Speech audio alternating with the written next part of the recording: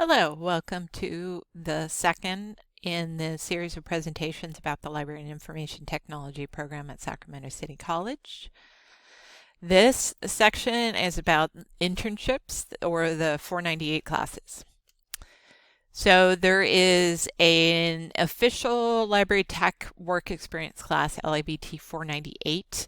It is only offered during the spring semester, and so you shouldn't plan on taking any work experience course when you're starting out. You really should wait until you've completed most of the coursework in the program.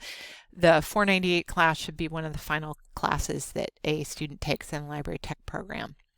However, if you are already working in a library before your final spring semester, please talk to the coordinator of the program, Pamela Pose, and we may be able to find a way for you to earn a few of your units ahead of schedule depending on the library and your position. You want to try to set up your internship before the spring semester begins, and Pamela Pose, again, will be happy to help you with this, so don't worry if you don't have an internship in mind already.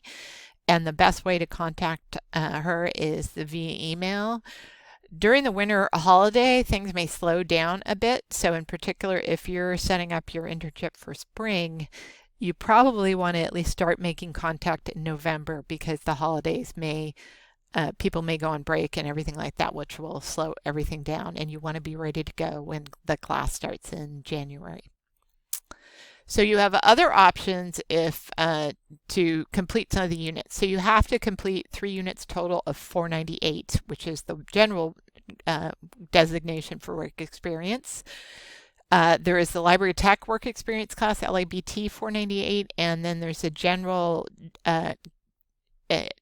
experience class for the campus, which is WEXP 498.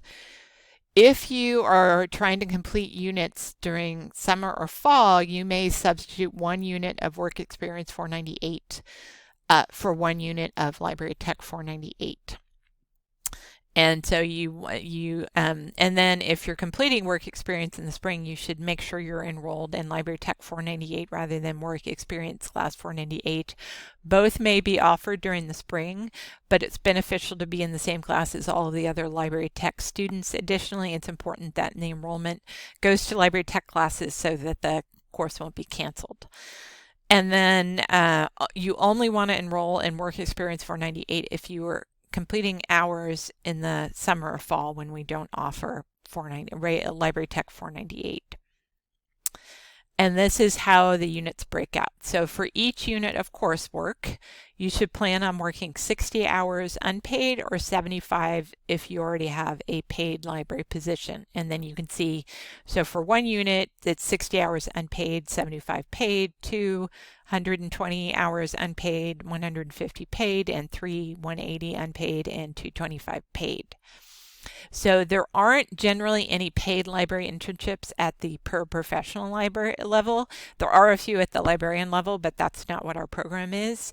The paid option is there for students who are already employed in a library and want to use current hours from their library jobs.